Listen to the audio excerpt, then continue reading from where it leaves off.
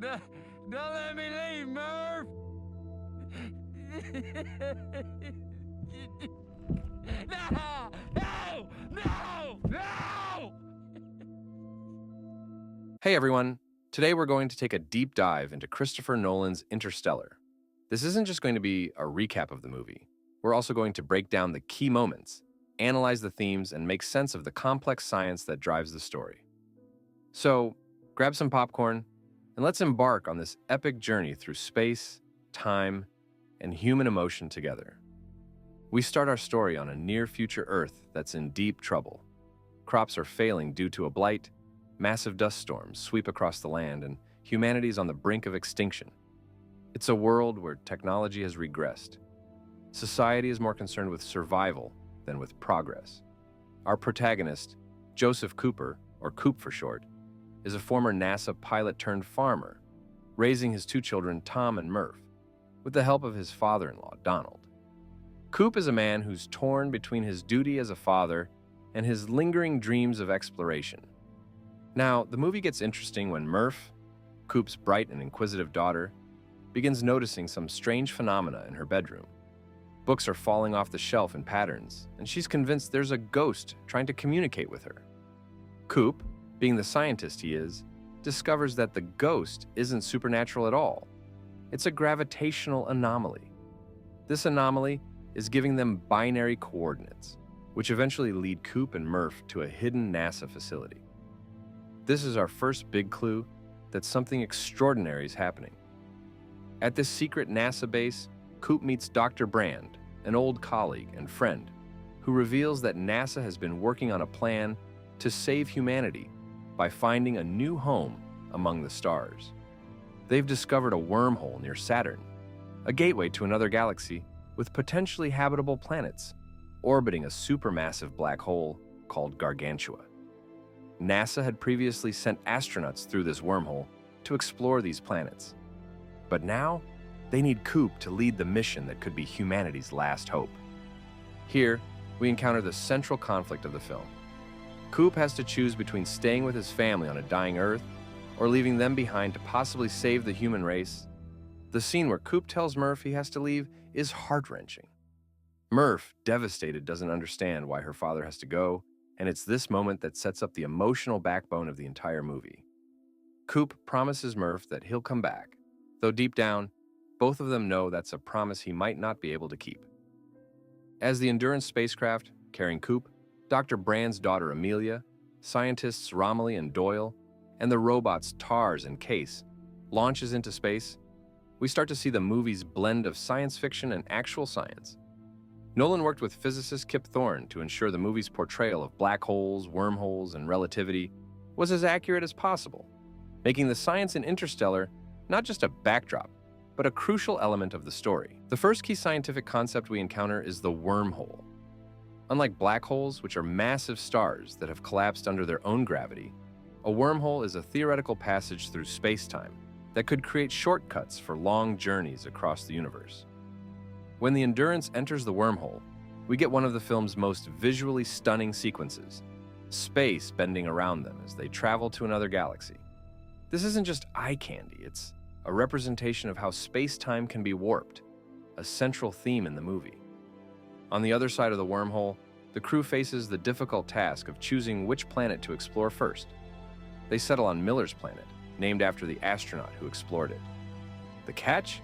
This planet orbits dangerously close to Gargantua, and due to time dilation, 1 hour on the planet equals 7 years back on Earth. Time dilation is a real effect predicted by Einstein's theory of relativity. It means that time passes more slowly in stronger gravitational fields. This leads to one of the most tense and visually spectacular moments in the movie. As the crew lands on Miller's planet, they find it covered in shallow water. They think they see mountains in the distance, but soon realize that those mountains are actually massive tidal waves caused by Gargantua's gravitational pull. The urgency to escape becomes critical, but they lose precious time and, tragically, Doyle in the process.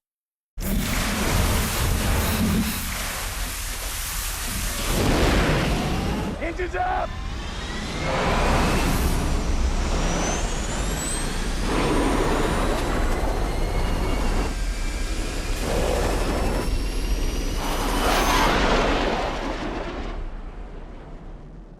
By the time they return to the Endurance, 23 years have passed on Earth.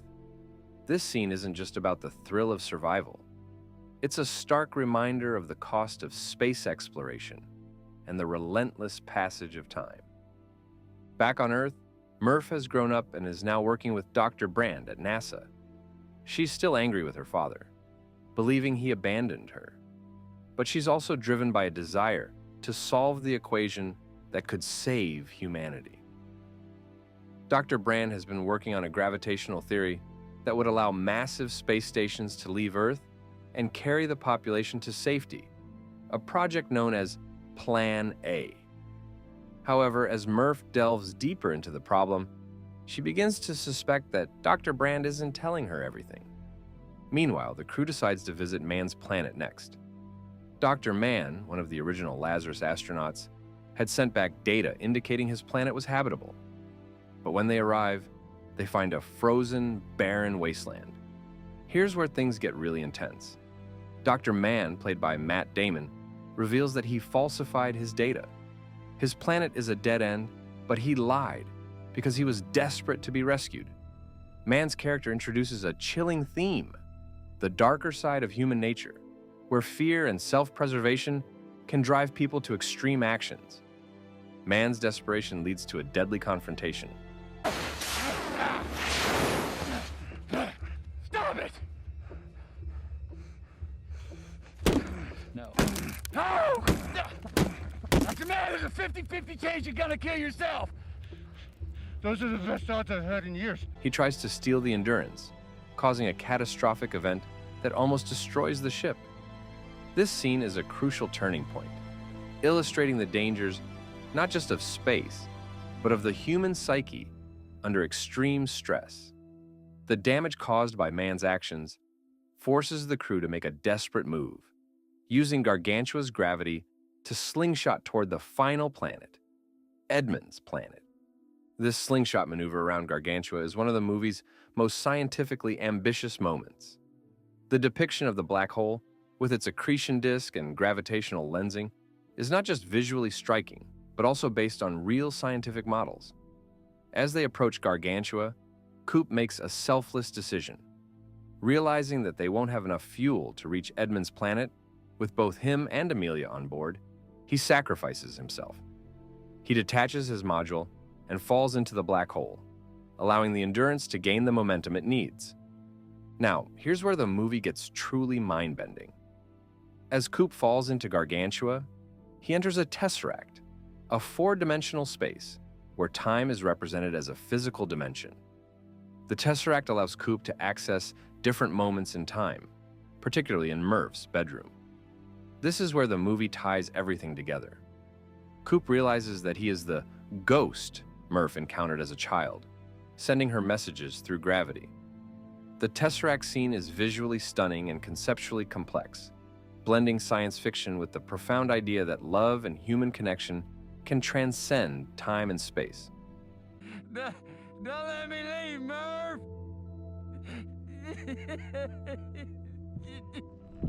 No! No! No! No! Through the tesseract, Coop communicates with Murph by sending her the data from inside Gargantua, using Morse code through the second hand of a watch he gave her. Murph, now fully understanding the gravity, no pun intended, of the situation, decodes the message and solves the gravitational equation. This allows humanity to harness gravity and launch massive space stations, effectively saving the species. Coop's journey through the tesseract ends with him being rescued by future humans and waking up on Cooper Station, a space habitat orbiting Saturn, named after Murph. This brings us to one of the film's most poignant moments, Coop's reunion with Murph, now an elderly woman on her deathbed. Murph, who had resented her father for leaving, now understands that he never really left her. He was always there, guiding her through the challenges she faced. The final scene of the movie leaves us with a sense of closure and hope. Coop, having fulfilled his promise to Murph, now sets off to find Amelia, who is on Edmund's planet, setting up a new home for humanity. This ending is open-ended, suggesting that, while one chapter has closed, another is just beginning. In conclusion, Interstellar isn't just a movie, it's an experience. It's a film that challenges you to think, to feel, and to wonder. Whether you're a science nerd, a lover of epic space adventures, or someone who just enjoys a good story, Interstellar has something for you. It's a reminder that even in the darkest of times, humanity will always find a way to reach for the stars.